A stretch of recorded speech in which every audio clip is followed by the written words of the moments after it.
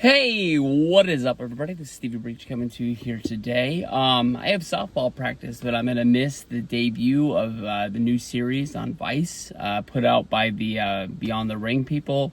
Who killed WCW? Now, I will tell you honestly, everybody knows the WWE side of the story. I think everybody has seen the rise and fall of WCW, if that's what it's called. I know the ECW one's called that, but WWE had a really good DVD, really good documentary. A lot of people will say that they only tell their side of the story because they won the war. If WCW would have won, like Jim and I really hope that they would have won, it would have been a different side of the story, with Eric Bischoff telling how great the NWO was and how great a lot of their ideas were, how great Sting versus Hogan was and things like that. I think that's pretty big viewing, but if you want to go out there and you want to actually read a story, there is the Death of WCW book by Brian Alvarez and R.D. Reynolds of Figure 4 Weekly and Wrestle Crap.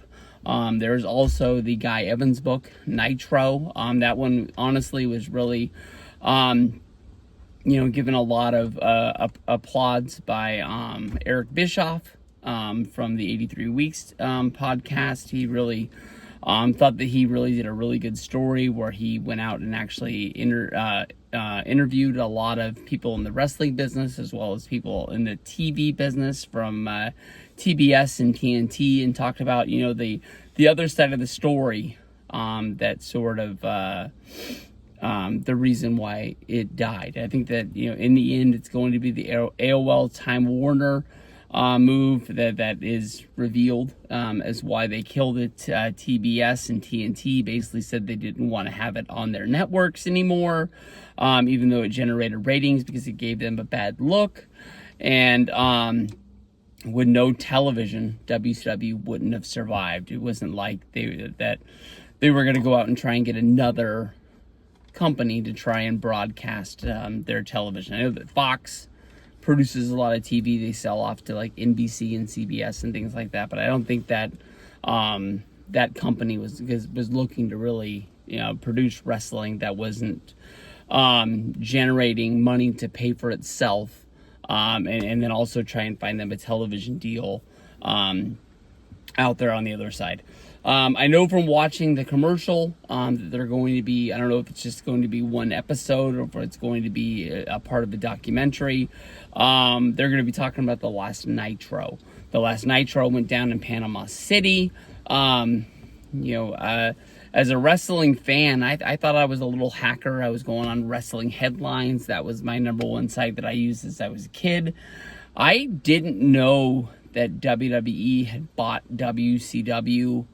I'm pretty sure until Monday. I don't know if I just didn't check the website throughout the week, which doesn't sound like me, but now as like a person who's subscribed to the Observer, there's a lot of podcasts from the early days of the Wrestling Observer radio shows, and I think I'm pretty sure that they were breaking the story on like Wednesday the week before that it was either close or it was going to happen or it had happened. So there was people out there that listened to Dave that knew that it was going to go down, but I thought it was a big surprise. Now in 2024, I'm surprised that TNT, even though they had sold the company, still was like, yeah, put Nitro on TV, even though Vince owned it.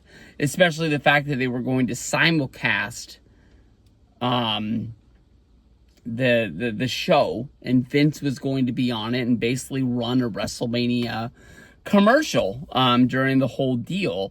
I think it would have been a lot easier to just basically pick any movie that they had the rights to at the time and just cancel Nitro right there and just put it on.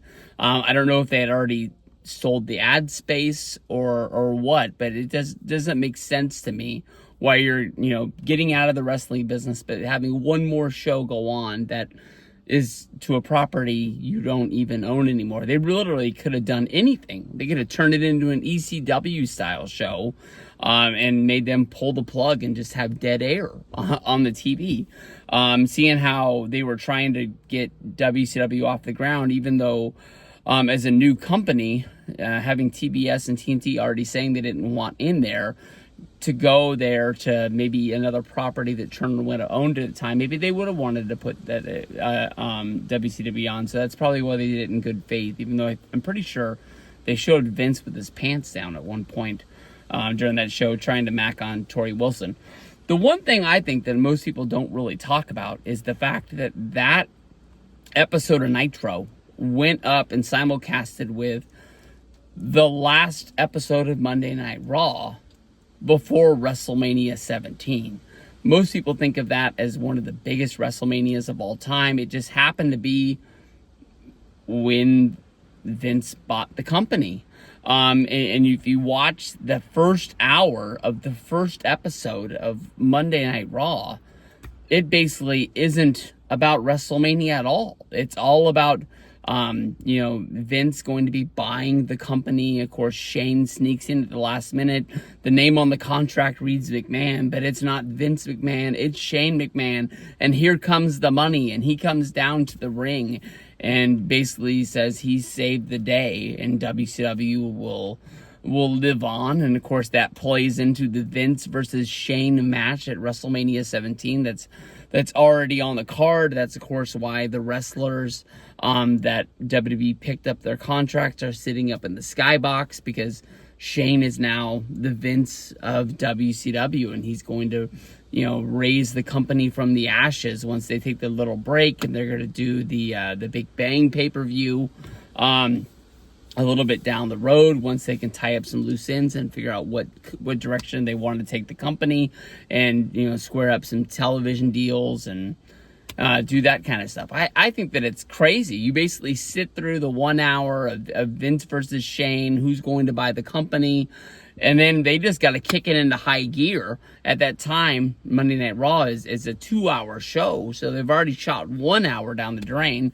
They got to pump Raw versus Stone Cold. I'm pretty sure Kane and Undertaker, they wrestle a tag match on there, and it's just high octane. I mean, flip on that episode of Monday Night Raw, you're going to get the sale of WCW stuff. You're not going to get like the stuff from Panama City with WCW having like Sting versus Flair for the last time.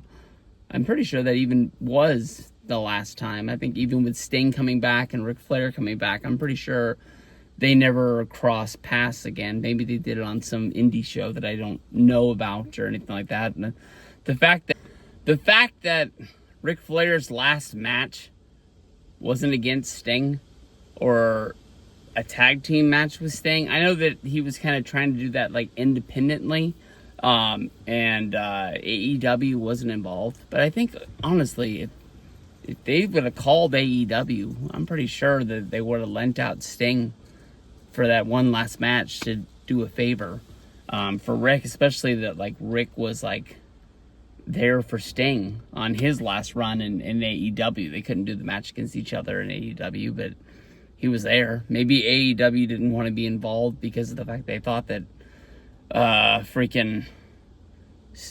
Flair was going to die in the match or something like that. But go out of your way when you got 2 extra hours as you're watching this WCW thing. I know that it's not going to be about WCW because the door closes on WCW in the first hour of Raw, but it's just funny to actually see them once the segment is done. Paul Heyman as well as Jim Ross at the time, because Jerry Lawler had been fired, kicks it like right into high gear. Like, hey, you thought that was good? Bam, we got a fucking WrestleMania coming up, and we got to promote the hell out of that.